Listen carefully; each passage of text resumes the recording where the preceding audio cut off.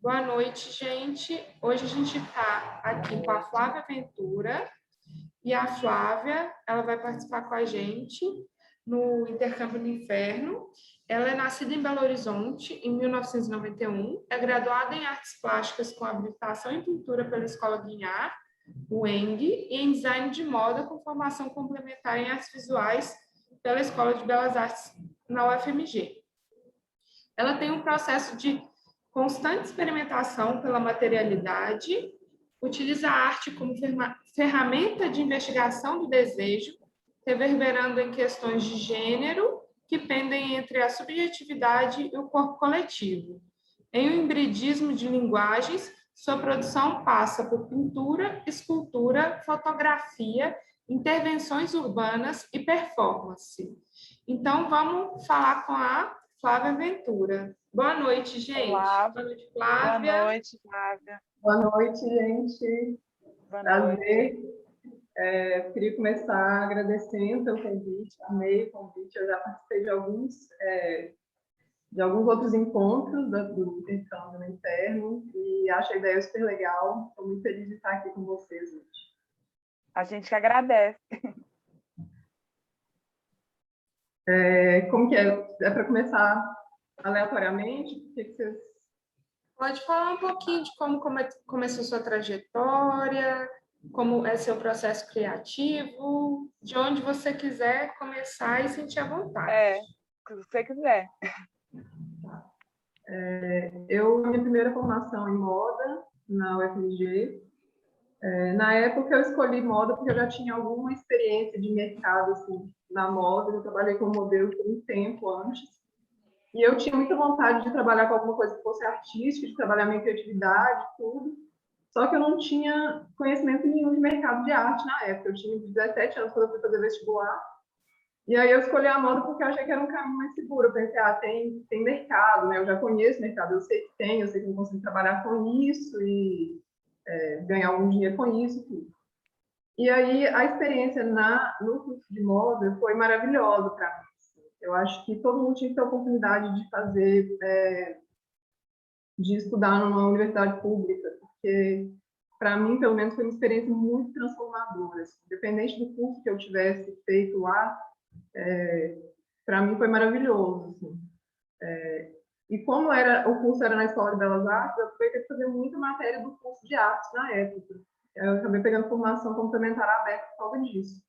Peguei muita matéria de desenho, de artes gráficas, cerâmica, escultura, tudo que aparecia que eu podia fazer, eu fazia lá. Só que quando eu formei e eu, de fato, caí no mercado, eu vi que eu estava totalmente enganada assim, com essa ideia de que era fácil trabalhar com moda, porque não é, totalmente não é. Principalmente em Belo Horizonte, é um mercado muito fechado, muito pequeno, difícil demais. E quando eu formei na época, eu fiz o meu TCC foi estudando as pinturas do Pierre Soulages, que é um pintor francês que trabalhou preto a vida inteira. E eu sempre trabalhei cores neutras. Desde que eu entrei lá na EBA até hoje, assim, eu sempre trabalhei praticamente só com cores neutras, principalmente o preto. E esse meu trabalho de TCC, na época, foi selecionado para um edital que eu mandei de São Paulo, para um evento de moda, chama Casa de Criadores, que era um evento de novos estilistas, assim. Aí eles fizeram o meu desfile inteiro, uma super produção, uma super coisa, eu tinha acabado de formar. E aí a mídia especializada de moda toda começou a chegar em cima de mim, eu conheci um monte de gente, foi um boom de repente. Eu falei, nossa, agora vai, tá acontecendo. Só que quando eu voltei para cá, e eu resolvi trabalhar, continuar fazendo isso, eu vi que o mercado era extremamente conservador.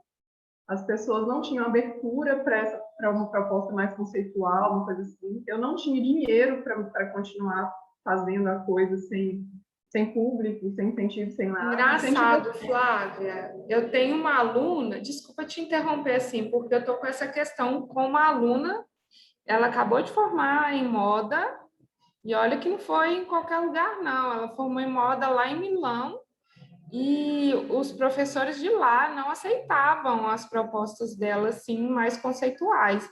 Falaram que ela tinha que fazer instalação, ao invés de propor essas coisas dentro da moda, sabe? E por isso ela está migrando para as artes visuais. Mais ou menos Pois é. o caminho que você está fazendo. Sim, e do pessoal que estudou comigo na época, muita gente largou, muita gente foi para outros lugares. Eu sei de pouca gente assim que continuou na moda, e mesmo assim são pessoas que eu sei que têm muitas críticas ao mercado, que realmente não é fácil. E aí chegou um momento que eu já estava fazendo assim, vestido de festa, até que chegou um momento que eu estava fazendo noivo, que não tinha nada a ver comigo, nada que eu queria fazer na vida. E aí chegou um momento que eu falei, não dá mais, assim, eu estava péssima ali, de estar fazendo um negócio que eu nem percebi, de repente eu não estava fazendo nada do que eu queria. E aí foi quando eu entrei na Guinhar. E foi também uma experiência maravilhosa lá na Guinhar. É um espaço incrível. E lá eu senti muito mais liberdade para fazer tudo que eu queria fazer em relação, pensando o corpo. Assim, eu sempre tive um interesse muito grande nas questões da mulher, assim, nas questões de gênero, nas questões feministas. E na Guinhar foi onde onde eu senti essa liberdade, onde eu comecei a entender um pouco sobre como eu podia, talvez, ganhar um dinheiro com isso, porque na época da Belas Artes eu não tinha noção nenhuma. Até que chegou um momento que eu percebi que, pela minha experiência agora, o mercado de arte parece ter muito mais oportunidades do que o mercado de moda. E olha que o mercado de arte é dificílimo, né, assim, pau no cu pra caralho, assim, desculpa o termo, tô tentando falar uma coisa menos Eu acho que, assim, é difícil, os dois mercados são difíceis. Sim. Mas talvez uma aceitabilidade, não sei, do seu trabalho no mercado de arte, mas pode ser. Mas, assim, por exemplo, na moda eu sentia muita dificuldade de...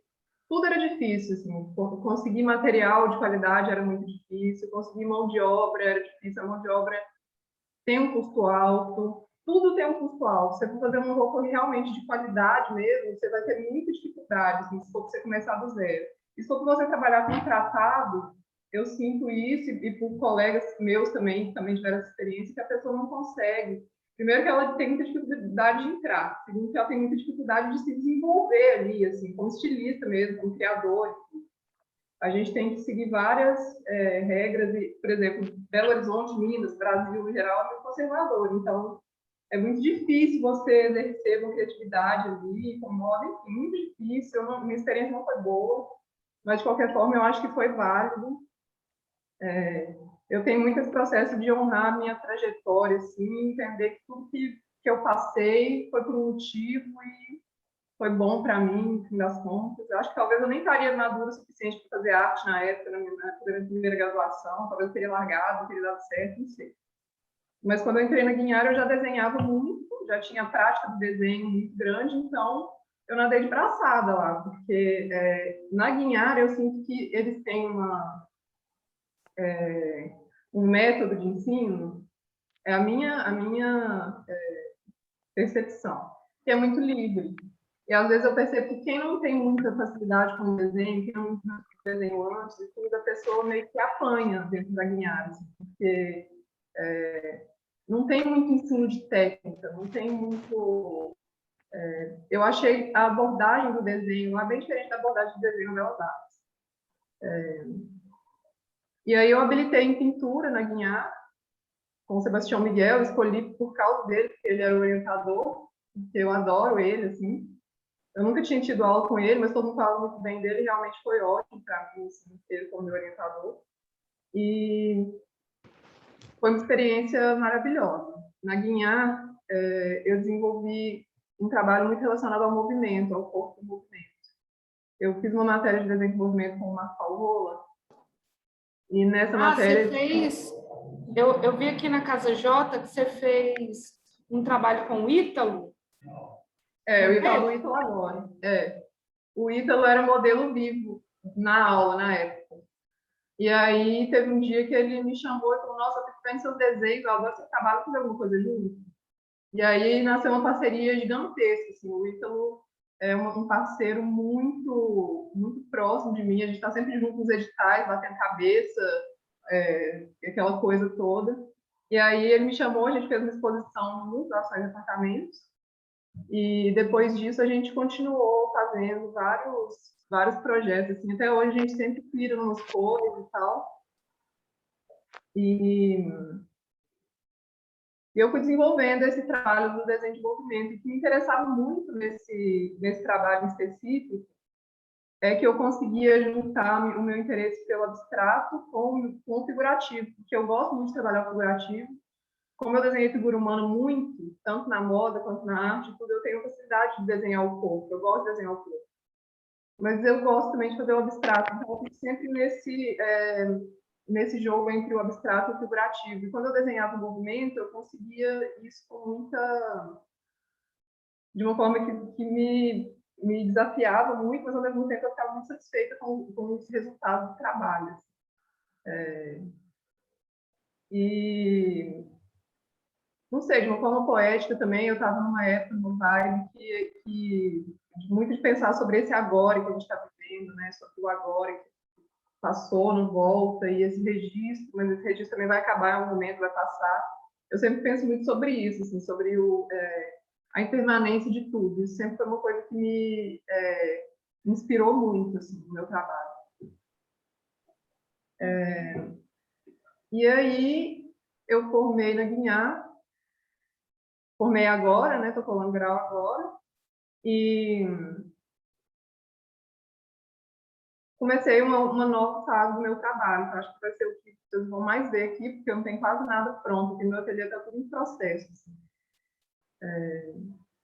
E eu acho que vai ser uma fase da minha pesquisa que ainda vai durar um tempo bom, assim, que foi a partir de uma experiência que eu tive no primeiro dia desse ano, que mudou completamente, foi um divisor de águas no meu processo. No dia 1º de janeiro, um dia antes do meu aniversário, eu faço aniversário dia 2, eu passei o Réveillon com a minha família no sítio do meu pai. E nesse dia eu tenho zumbido no ouvido, então eu nunca ouço o silêncio, eu não tenho acesso ao silêncio mais.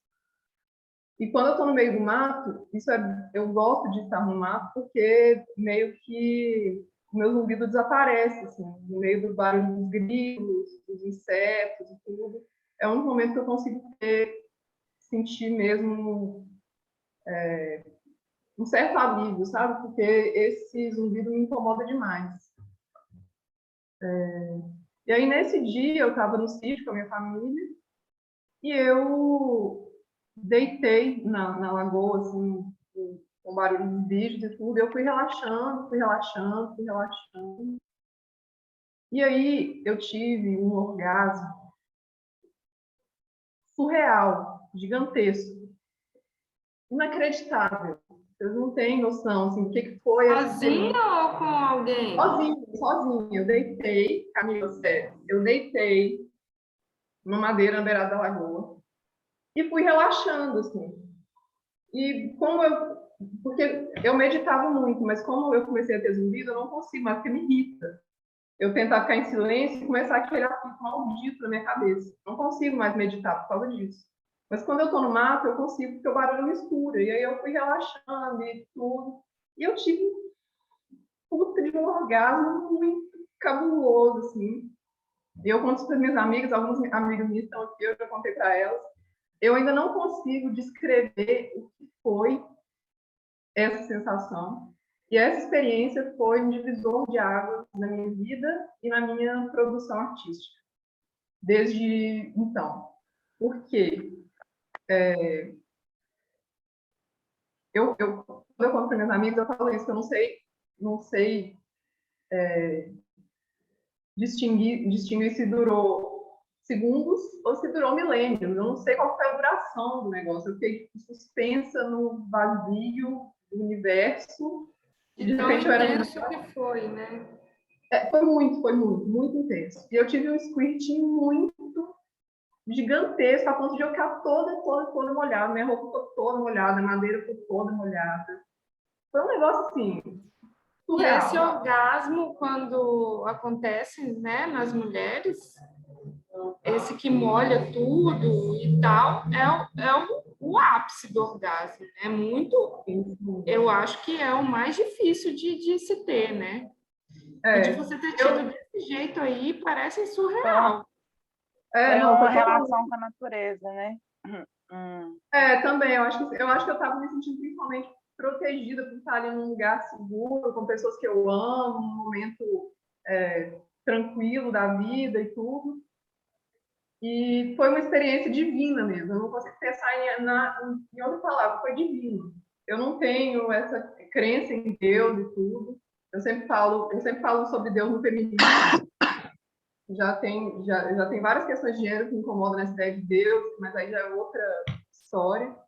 Mas aí, quando eu tive e depois que eu tive essa sensação, esse super orgasmo, com esse squirt muito cabuloso, assim, eu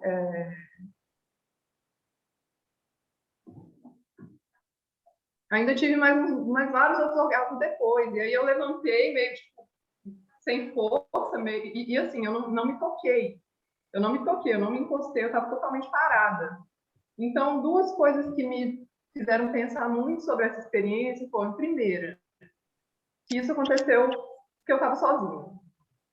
Segundo, que isso aconteceu sem eu tocar no meu corpo. Então, pensando qual que é o tamanho do poder da nossa mente e como que isso interfere no nosso corpo de uma forma tão impressionante, porque eu já vi muitas coisas assim de pessoas, mulheres tentando chegar, ter script, e como você tem que fazer sem estimular o ponto G, tem que fazer isso, aquilo, mas no meu caso não foi nada, eu estava totalmente parada, nada. E aí eu fiquei pensando muito sobre isso, sobre o poder, a potência da nossa mente e sobre eu estar sozinha. E por que esse pensamento de eu estar sozinha foi muito importante para mim? Porque eu estava num momento que eu tinha me recuperado de um relacionamento que foi muito abusivo, com um cara que psicopata, narcisista e os caras que me adoeceu completamente, fisicamente, emocionalmente, de todas as formas. E eu estava me recuperando disso, e para mim foi muito simbólico isso ter acontecido, eu estando sozinha, porque isso não se compara a nada que eu tenha tido com qualquer outro homem, com qualquer outra pessoa, no geral. E aí,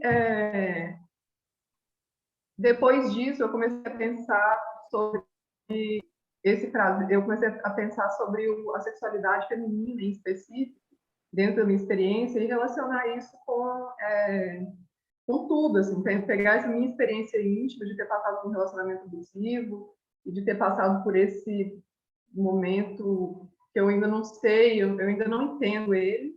Eu escrevo muito sobre esse momento desse orgasmo, eu escrevo muito sobre ele, eu penso muito sobre ele, eu faço muitas reflexões, eu acho que ainda vai demorar aí uns anos para eu conseguir entender se é que eu vou conseguir.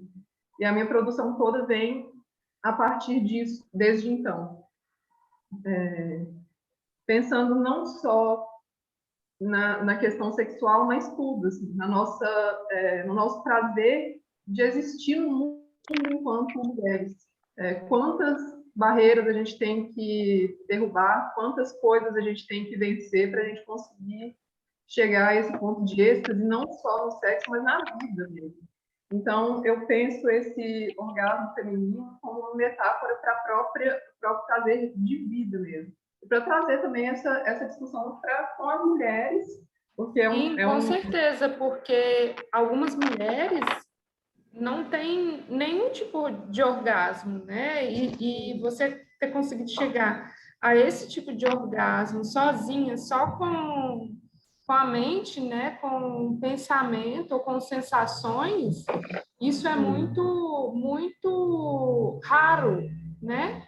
É raro já a gente ter o squirt, né? Que a gente fala squirt, que é essa coisa de molhar a cama toda com qualquer pessoa que seja, até sozinha mesmo, ainda mais com o poder da mente, né? Sozinha, sem nem se tocar, só com a mente. Isso daí, para mim, quer dizer, eu nunca tinha Deve ter ouvido sido, falar. deve ter sido mesmo divino e sublime, igual você falou. Foi. Eu também nunca tinha visto, eu nunca tinha vivenciado nada parecido. E isso me fez pensar sobre como que a gente consegue ser autossuficiente mesmo, sabe? Porque, por exemplo, no meu caso, relacionamento abusivo, eu acabei sendo dependente emocional dele em alguns momentos. Eu não percebia isso. E, no fim das contas, por quê? Por que que isso aconteceu? Então, assim, no fim das contas, acaba que o abusador em si, ele deixa de ser importante. A gente não tem que dar importância para ele que ele não tem. Ele aconteceu ali, mas eu acredito que ele existe para mostrar coisas sobre nós, um processo de autoconhecimento, de a gente se entender por que que a gente passou por aquilo, como que a gente conseguiu sair daquilo. No meu caso, eu consegui sair porque eu tive uma rede de apoio gigantesca. Eu tenho a sorte de ser assim, cercada de amigos maravilhosos que me ajudaram em tudo, e família também. Eu não fui questionada em momento nenhum. Eu tive contato com outras ex-namoradas dele que passaram pelo mesmo processo. Então, eu tive vários tipos de acolhimento diferentes. E ter essa experiência que foi divina, que foi mágica e tudo, é muito, é muito potente, assim. Eu tento agora transformar isso numa discussão que seja coletiva, trazer, por isso que eu gosto de falar que o meu trabalho está sempre pendendo entre o íntimo e o coletivo, porque eu não gosto de fazer um trabalho que seja autobiográfico, confessional, nada disso. Eu tenho vontade de trazer isso para uma discussão mais ampla, que possa fazer outras pessoas pensarem sobre isso. Igual a Camila falou, tem muitas mulheres que ainda têm muita dificuldade de chegar num orgasmo, de sentir prazer no sexo, na vida mesmo. E o trabalho não é sobre esfregar na cara, tipo assim, olha eu gozando aqui, ó. Não é nada disso. É justamente para conversar com essas mulheres, trazer elas para esse diálogo. A mulher, historicamente, ela está sempre carregando a culpa de tudo, a culpa cristã, a culpa está sempre nas costas da mulher, tudo. E, Sim. inclusive nisso, então é sobre um processo de como as mulheres conseguem se livrar dessa culpa e devolver essa culpa que não é nossa e viver a nossa vida plenamente com o prazer que a gente merece ter de vida. Sim. Aí E voltando. Flávia, e como que você consegue traduzir isso tudo em matéria plástica, né? Já que a gente está falando de artes plásticas aqui, como que você consegue traduzir isso em obra de arte? Porque eu vi alguns trabalhos que você fez bem abstratos, mas que a gente, como mulher, a gente sabe um pouco da sensação, dá para sentir, né? Assim, um que você fez com umas telinhas de arame e algumas, não sei se é uma massa rosa ou tinta, mas que você denominou squirt e tal. Eu queria que você falasse um pouco sobre esse processo assim de transpor a experiência, a sua experiência para um trabalho artístico. Uhum. Então, a primeira coisa que veio na minha cabeça quando isso tudo aconteceu foi pensar sobre não me limitar nas vontades que eu tinha e que antes eu pensava, mas isso não tem nada a ver com o que eu já faço. Eu tinha meio que esse pensamento de ter um compromisso com uma certa coerência estética, sei lá, uma coerência que, mas aí a pessoa não vai reconhecer que trabalho é meu, sei lá. Eu tinha muito essa preocupação de fazer uma coisa que fosse, não sei, de meio que me podar no trabalho. Às vezes eu tinha vontade de fazer uma coisa e falava, nossa, não tem nada a ver com o que eu faço, e ele fazia. Essa foi a primeira decisão que eu tomei depois que eu tive essa experiência, que foi, eu vou fazer absolutamente tudo que der na minha cabeça, tudo que eu quiser fazer, eu vou fazer. Caguei se vai parecer que é meu ou não, se vai fazer sentido ou não, eu vou fazer tudo. E como eu sou uma artista muito pouco conceitual, eu não sou nada conceitual, eu sou da materialidade. Eu gosto de entrar no ateliê e ficar quebrando a cabeça com o material, se vai dar certo, e se não vai, e ficar testando coisa o tempo inteiro. Eu gosto disso. E aí eu comecei a perceber essa relação erótica que existe com o próprio material dentro desse fazer mesmo, você pegar aquele material, você envolver seu corpo naquilo, de você o toque, existe uma relação ali com aquele material, com aquele processo. E aí eu comecei a fazer sem me podar de nada. Caiu? Ficou. Ah, não. A Camila está compartilhando o vídeo, né? Tá compartilhando o feed play que o Celso fez. Ah, mas eu não caí então, não, né? Não, caiu não, tá? A gente está te ouvindo. Então eu comecei a perceber sobre, tentar entender sobre esse erotismo que existe no próprio fazer artístico, de estar com os materiais, e é muito importante a materialidade para mim. É o que eu gosto de fazer, é bater pedra, cortar madeira e ficar fazendo isso. E aí eu comecei a pensar em fazer isso, não de uma forma que representasse o que é a minha sensação de prazer enquanto mulher, mas colocar o prazer no próprio processo. O Cildo Meirelles fala uma coisa muito interessante, que tem a ver mais com política, que ele fala sobre não trabalhar com a ideia da pólvora, mas com a própria pólvora. Ele fala isso dentro de um contexto político, mas é uma frase muito inspiradora para mim, um pensamento muito inspirador, porque eu trouxe ele para essa leitura do prazer, assim. Não tentar representar o que é o prazer só, mas colocar o prazer no meu processo. E aí, se deixou de ser prazeroso, eu vou parar de fazer. Eu vou ficar insistindo, eu vou só sair dali. Assim como eu fiz no relacionamento abusivo, assim como eu vou fazer em qualquer outro lugar da minha vida, depois que a gente aprende, né? Tudo na vida vem para a gente aprender sobre tudo. Então, uma das minhas primeiras vontades que veio assim, foi de trabalhar o rosa. E, com certeza, em momentos anteriores, como eu sempre trabalhei cor neutra, desde 2009, fazendo só cor neutra, praticamente, eu jamais me permitiria fazer rosa. Eu sempre tive uma preocupação maior com a forma, com a composição, do que com a cor em si. Eu sempre trabalhei com poucas cores, porque eu sempre dei mais importância para as formas. E aí eu falei, não, eu quero trabalhar o rosa, vou trabalhar o rosa. E aí eu mergulhei de cabeça no rosa. Comecei a fazer tudo, absolutamente tudo rosa, sem nenhum motivo, só porque eu queria e me permitir fazer isso. Então, desde então, eu estou trabalhando o rosa, assim, com todas as possibilidades dele. Para mim está sendo ótimo, está sendo uma delícia, uma sensação maravilhosa. E sabe aquela coisa que te dá ânimo de entrar para o ateliê para fazer, assim, aquela coisa que você fica totalmente imerso no trabalho. E aí eu vou mostrar algumas coisas. Você está no seu ateliê, né, Flávia? Estou. Tá. Vai dar uma passeadinha aí para a gente zapear um pouco da sua produção? Tá, vocês querem que eu ande agora ou... Uai, se você quiser. Espera aí que eu vou colocar no celular.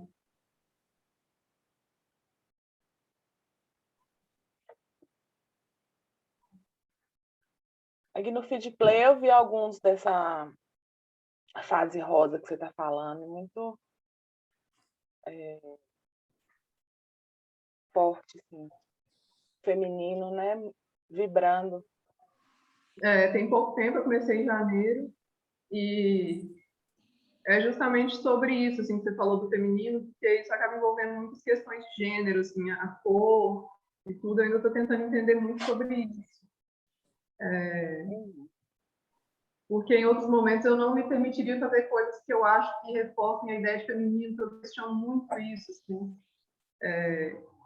Mas, ao mesmo tempo, agora eu me sinto totalmente livre para fazer isso. Esse trabalho aí é novo? Faço agora? Esses todos que são mais rosados são novos. Todos são, né? Uhum. Eu comecei a fazer isso a partir de janeiro, então tem pouco tempo, né? Sim. E vai ter, você está colando grau agora, vai ter exposição? Ou já teve? vai ter provavelmente quando as coisas voltarem, quando a escola Ah, sentir que está rolando. A gente publicou o catálogo, mas só. Mas eu acho que vai rolar exposição sim. uhum. Tentar virar.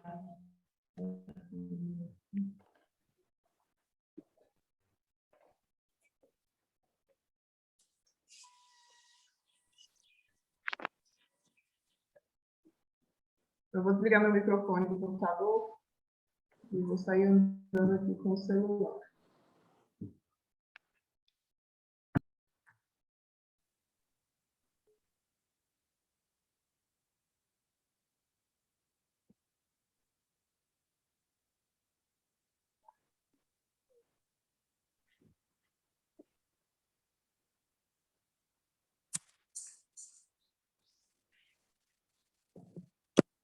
Ai, vocês estão me ouvindo? Deixa eu tirar. Sim, estamos ouvindo. Mas desliga a câmera do computador, porque aí entra a câmera do celular melhor. Você está na câmera do computador.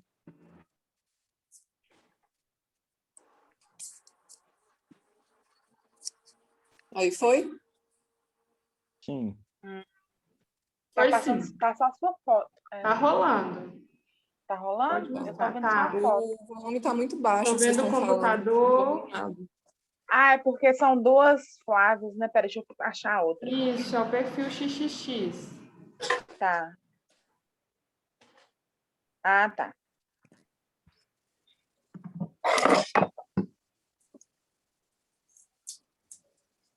Oi.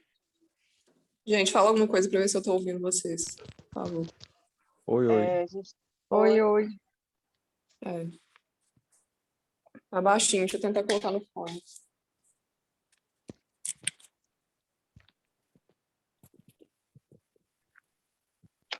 Pronto. Vocês estão me ouvindo com fone? Sim. Sim. Vamos lá. Aqui, então, eu tenho essa mesa aqui, parece que é muito bagunçado, mas está tudo muito milimetricamente pensado, assim, tipo, tudo que eu preciso, eu sei que está.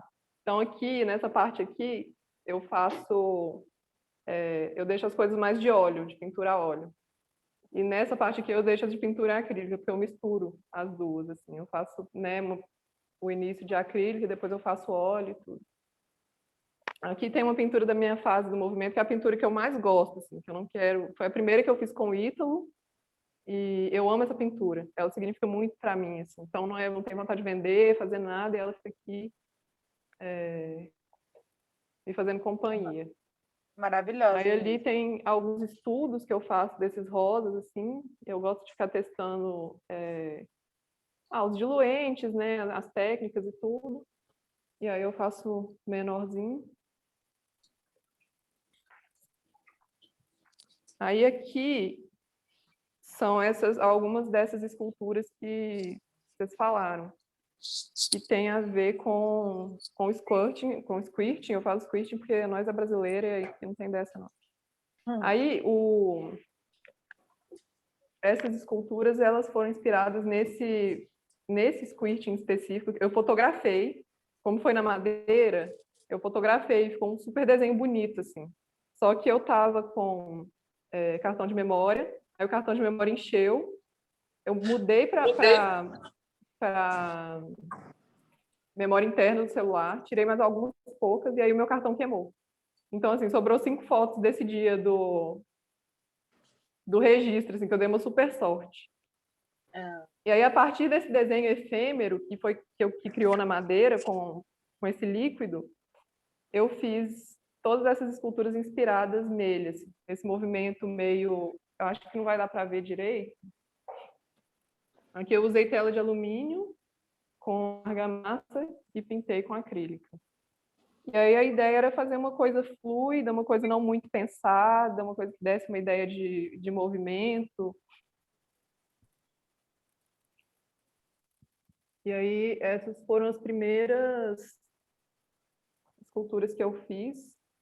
Ainda está em fase de teste, né? Eu estou vendo se o material aguenta, se vai durar e tudo. Aqui tem alguns trabalhos antigos meus, assim, que eu trabalhei muito com madeira uma época. Agora até que eu não estou fazendo tanto. Aqui atrás tem umas pinturas que são da minha habilitação. E eu estou com muita vontade de pintar por cima, assim. Porque às vezes, eu não sei se vocês têm isso, mas eu tenho muito isso, assim, de às vezes olhar para um trabalho antigo e ele não significar mais nada, assim, e eu querer fazer outra coisa. Sim, E aí eu estou querendo pintar por pintar cima por delas, cima. assim. E aí eu guardo algumas pinturas grandes aqui. Aí depois que eu comecei a me permitir trabalhar com rosa, tudo que eu achava de rosa eu comprava, porque eu falava, em algum momento eu vou conseguir, vou fazer alguma coisa com isso. Aí eu comprei esse TNT, eu já usei ele para fazer uma foto performance, que tá no processo de impressão lá, que eu estou para buscar, ver se vai dar certo. Aí aqui também eu tenho um monte de material aleatório, assim, que eu uso para tudo, assim. Aqui eu tenho esse livro, foi de uma exposição que eu fui na Pinacoteca, São Paulo, e também foi um divisor de águas para mim, assim, Mulheres Radicais. Essa exposição foi muito transformadora para mim. Foi uma exposição que eu cheguei lá de manhã, fui embora praticamente expulsa, assim, ele estava praticamente me arrastando de lá para eu ir embora. E ela é, assim, minha bíblia. Ela tem muita coisa que me interessa, assim, das artistas que estavam passando por momentos de repressão política e tem trabalhos incríveis aqui de vários artistas latinos e isso aqui sempre é uma fonte de pesquisa muito grande para mim. Eu sempre recorro a esse livro aqui quando eu preciso. É um catálogo maravilhoso, Mulheres Radicais. É a minha maior fonte de pesquisa há muito tempo. Acho que a exposição foi em 2018, desde então eu estou sempre pesquisando essas artistas dessa exposição aqui. Aqui é uma pintura que eu vou começar. E aqui eu deixo várias coisas que não tem... coisa que eu desisti e aí fica de teste, coisa que eu vou transformar em outras. Ali tem umas pinturas inacabadas também.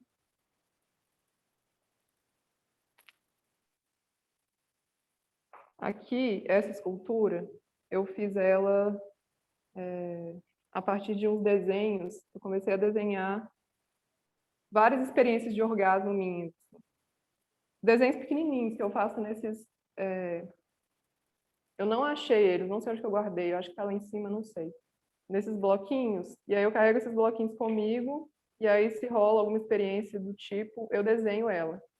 E aí a partir de um desses desenhos eu fiz essa escultura, e a ideia dessa escultura é que seja um trabalho de escultura e de fotografia, porque depois que ela ficar pronta, eu vou levar ela para a rua e vou fotografar ela em vários ambientes diferentes, como se fosse esse gozo que está transitando e ocupando vários lugares, assim.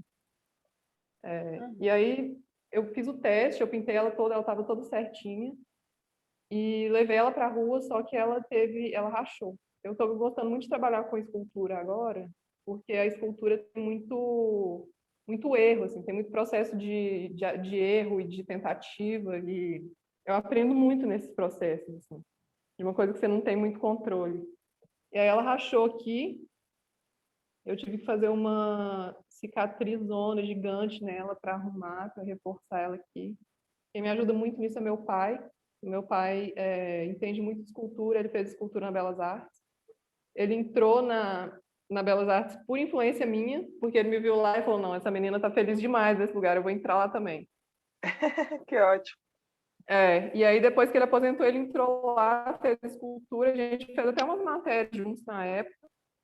E aí, desde então, ele me ajuda, assim, ele tem ateliê de escultura e tudo, e aí eu pego, igual isso aqui é tudo coisa dele, ele tem toneladas dessa tela de alumínio lá. Quem que é esse professor, Flávia? É o pai Oi? dela? Ah, seu pai? É. Meu pai. Ah, bom. Ele Ele é artista também? ele é engenheiro, só que depois que ele aposentou, ele resolveu fazer arte, porque Ah, sim, tem ele me tudo a via lá na ver. Belas Artes, ele me via lá na Belas Artes. Gente, peraí só um minutinho.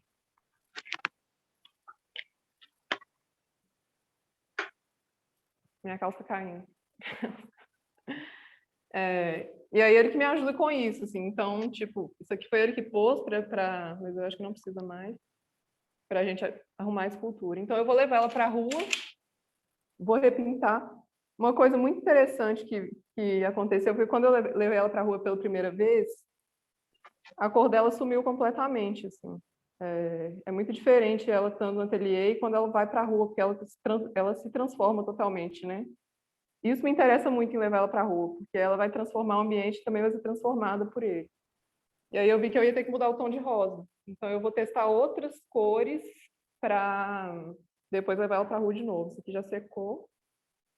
E aí vamos ver se vai dar certo dessa vez. Eu queria que ela fosse um Em pouco meio... alguns ângulos, Flávia, em alguns ângulos a gente lembra, pelo menos eu lembro um pouco de Flamingo, sabe? Pescoço. Flamingo? Ah, interessante. Tipo pescoço, assim, Aham, uns dois mais ou menos que eu sim, tô vendo. Em sim. alguns ângulos. Isso aqui é um processo muito que vai muito sem muito projeto, sabe? Sem muito pensamento, sem muito pensar, assim. Eu vou sentindo o material e aí eu vou vendo o que o material quer, tipo, vai dar para entortar, não vai, vai dar para prender aqui, não vai, e aí vai virando uma coisa. E eu fiz isso E, inspirado nos desenhos que eu não achei, mas é bem essa coisa abstrata, assim, do que seria uma leitura desse gozo, enfim. e qual que é o material? É gesso? Não, Eu fiz uma base de argamassa argamassa. nessa perna porque ela é segura, né? Tipo, é aqui que é a estrutura dela, porque essa aqui já é mais tortinha e tudo. Aí eu fiz uma base de argamassa, fiz a estrutura com tela de alumínio também, e depois usei atadura e gesso por cima. E estou pintando com acrílico. Uhum.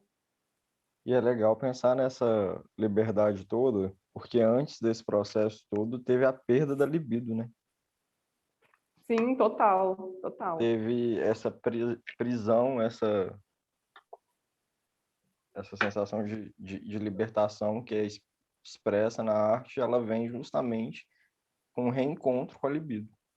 Sim, sim, total. Por isso que fez Acho que tanto sentido para mim, eu assim. acho que as telas representam muito isso, essa prisão, e o desaprisionamento também, né? O rosa, eu acho. Sim, sim. Essas pinturas aqui, inclusive a coisa da libido, para mim foi muito forte também, porque tem pouco mais de um ano que eu parei de tomar anticoncepcional, depois de uns 10 anos tomando. E quem tem experiência com anticoncepcional sabe o que eu estou falando, assim, como que é diferente seu corpo quando você não está sob efeito disso, assim. E aí foi um momento também de eu perceber a minha libido sem os efeitos do anticoncepcional, assim. Então foi muita coisa junta acontecendo. E o anticoncepcional também dá para problematizar demais, tem muita coisa aí que dá para pensar. Então é muita coisa de gênero envolvida. Por isso que eu acho que eu vou demorar tanto tempo para entender, para elaborar, enfim. E as pinturas, eu também estou fazendo muito nessa vibe de, tipo assim, eu vou fazer o que me der na cabeça sem pensar muito. E aí, elas estão em processo, já tem um tempão que eu estou fazendo elas. E elas, eu estou fazendo como uma série a partir de uma coisa que eu escrevi nesse dia que eu tive essa experiência do orgasmo. Escrevi várias coisas. E uma das coisas que eu escrevi foi: no dia em que chovi, o céu desabou brilhando. Eu coloquei como se eu tivesse chovido, e eu acho muito interessante quando eu escrevo chovi, porque aí o corretor conserta, né? Como se fosse uma palavra que não existe. Mas eu já vi muitas mulheres falando da sua experiência de orgasmo com essa referência na coisa do molhado, tipo assim, eu era uma cachoeira, eu virei mar e tudo. E eu tive muito essa sensação. E aí eu estou fazendo essa série, chama No Dia em que Chovia, o Céu Desabou Brilhando, que foi essa coisa dessa sensação mágica do dia que eu chovi mesmo, não consigo nem pensar em outra coisa.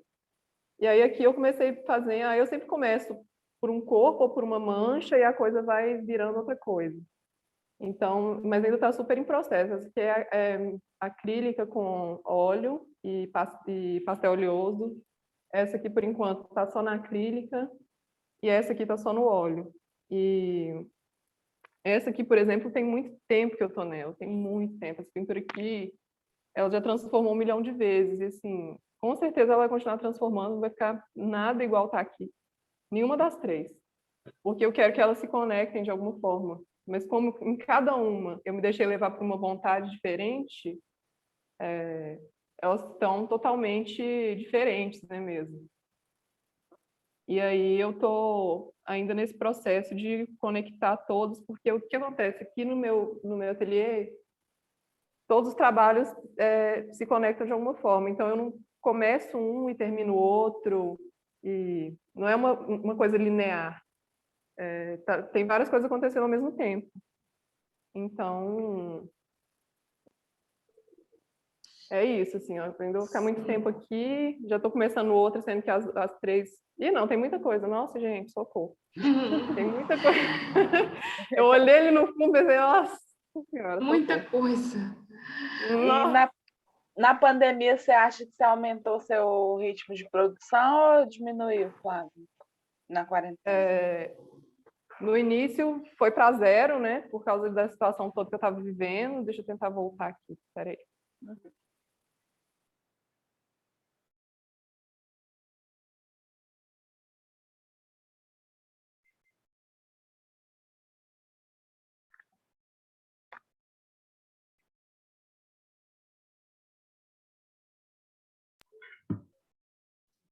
Aproveitar aqui que a Naísa já fez a pergunta, quem quiser Estão me fazer outra ouvindo, gente? pergunta depois da Naísa, para a Flávia, pode já ir Espera aí que pensando. meu áudio está desativado. Não, Sim. tá ativado. E aí, se vocês quiserem fazer mais alguma pergunta para a Flávia, depois da Naísa, a gente vai caminhando para encerrar, porque começou às 19, a gente já está 8 horas, acho que mais uns 15 minutinhos a gente encerra, tá? Vamos lá. Mas respondendo a Anaísa, no início eu travei muito, assim, eu fui muito impactada pela situação da pandemia, assim, de ver todo mundo morrendo, eu fiquei morrendo de medo de tudo, e meus pais, eu ficava morrendo de medo de acontecer alguma coisa com meus pais, com meus amigos, com todo mundo, e como eu já estava nessa situação, que eu estava muito adoecida por causa de tudo que juntou na mesma coisa, eu travei, não conseguia fazer nada. Não conseguia fazer absolutamente nada. Eu fiquei muito tempo assim. Inclusive, o meu trabalho de conclusão de curso foi refletindo sobre isso, assim, sobre parar e voltar, porque antes disso, meu trabalho era sobre o movimento. Só que, de repente, eu parei, eu não conseguia fazer mais nada. Então, falar sobre o movimento não fazia mais nenhum sentido para mim. E aí eu fui conseguindo voltar aos poucos. Assim, esse ano eu estou produzindo muito, mas nossa, teve alto e baixo. 2020 para mim foi um negócio muito doido, assim. E a gente não pode julgar ninguém que não consegue produzir, porque com todos os motivos, né? A gente tem todos os motivos do mundo, com esse governo horroroso, com esse Sim. Bolsonaro que eu não tenho, eu tenho nojo de falar até o nome dele, assim. E é super justificável que a gente não esteja conseguindo produzir, né? E até isso, assim, agora eu não me cobro, assim, se eu não consigo fazer a coisa no dia, eu só respeito esse momento e tá tranquilo, não vou fazer e pronto. Entendi. Semana passada a gente conversou com a Isabela. Para cada artista está sendo de um jeito. Assim, para mim também está em idas e vindas na produção. Mas a Isabela estava comentando que ela mergulhou assim, na produção e produziu muito, sabe? Eu achei interessante, por isso que eu fiquei com essa dúvida. Eu também estou nessas idas e vindas, assim. Porque o Pra momento mim é, é o super... momento é. Agora já passou mais para mim, porque eu já tomei a primeira dose da vacina, estou um pouco mais tranquila, mas ainda tenho medo. Eu também, eu não me sinto totalmente confortável. Eu acho que enquanto eu não tomar vacina, eu não vou... Eu ainda fico muito neurada com tudo. Eu fui para a manifestação do Bolsonaro, eu estava falando isso com a Camila, para a manifestação do Fora Bolsonaro lá, com o cu na mão mesmo, porque eu estava morrendo de medo. E gente, está difícil demais, está difícil demais.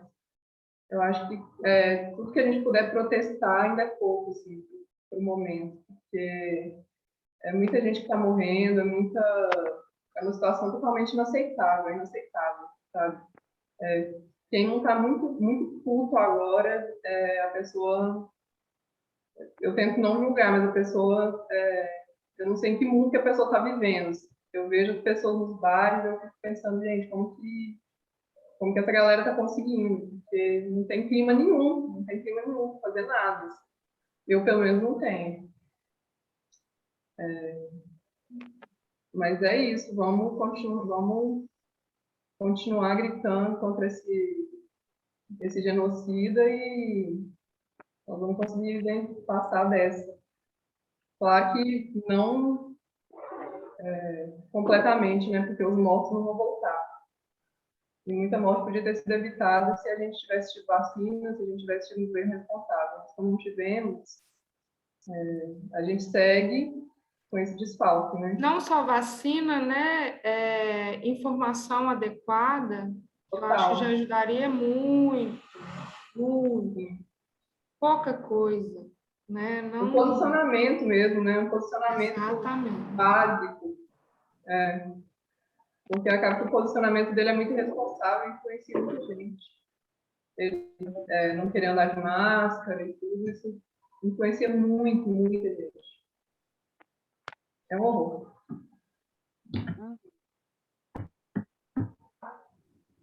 E A aí, gente não gente, sabe o tanto alguém que quer vai fazer durar. mais alguma pergunta para a Flávia com relação ao trabalho dela? Alguma dúvida? Com relação ao processo criativo dela?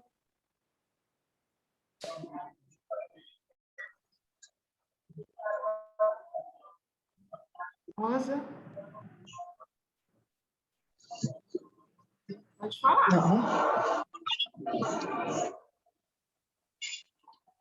Não, socorro. É um pedido de socorro? Rosane vai salvar.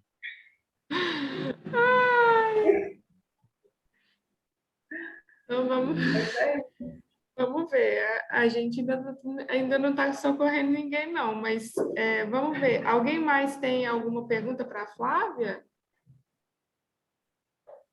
Eu queria agradecer, assim, gostei demais de conhecer seu processo, o que está te movendo, te motivando, assim, desejo, prazer, isso é muito importante, assim, eu como mulher agradeço, assim, e fiquei muito curiosa para ver a exposição, quando for ter. Quero visitar. Obrigada, Naísa. Obrigada. Quando tiver exposição, eu aviso para vocês. E obrigada pelo espaço, adorei continuar participando dos outros.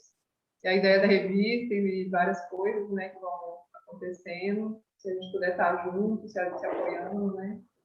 Sim, é muito importante. E passando por esse processo da investigação dos nossos desejos, que todo mundo tenha direito ao prazer, principalmente as mulheres, né?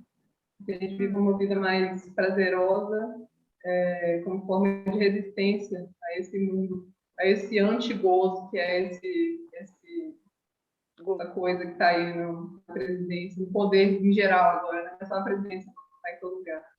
Uhum. Muito obrigada, gente. Amei. A gente que Obrigada a todo agradece, mundo que Flávia. veio, que eu chamei. A gente agradece a sua presença e a presença de todos que estão aqui, ouvindo a Flávia falar, a nossa conversa, né? E vamos caminhando para o final. Não sei se o Josimar quer falar alguma coisa, que eu estou aqui na Casa J, por isso que eu estou... queria falar um pouco. Eu estou aqui na Casa J, onde tem alguns trabalhos da Flávia, inclusive esses 2 trabalhos que estão aqui atrás de mim, eles são da Flávia também. A gente montou um lugarzinho aqui especial para poder passar, para poder fazer a live e conversar e apresentar também os trabalhos dela aqui no fundo. Casou. Josimar não vai falar nada, não? Cadê? Oi? Cadê o Josimar? Josimar? Oi, Josimar. Vem aqui, dá um oi. Oi, não, um tchau. Dá um tchau, Josimar. Tchau, gente. Tchau. Aí. Beijo. Beijo, foi ótimo, como sempre, Flávia. Valeu, Josimar. Obrigada. Obrigada a todo Obrigado mundo. eu por tudo. Ele ficou aqui Valeu, ouvindo gente. tudo. Estava aqui do lado escutando vocês aí, nessa cachoeirada toda. Vocês são foda. Ó. Aí. Então é isso, gente. Então, Mais alguma coisa? Obrigada a todo mundo. Vamos agradecer, né, por a gente estar vivo primeiro. Beijo, obrigado. Obrigada. vamos agradecer por a gente estar bêbado. Prazer para todos. Muito prazer para todos. Muito prazer para todos. Valeu demais. Muito gente. prazer para Lu, você tá aí, todas. Lu? Muito prazer para todos. Um brinde. Estão todos convidados a viver a exposição. A residência da Camila. Sim, Eu vou aí, sim, Josimar. bem É mesmo. mesmo. Beijinhos. Beijo, gente. Semana que Obrigada. vem. Beijo. Tchau, boa Tchauzinho, noite. tchau, boa Boa noite. noite. Boa noite. Obrigada.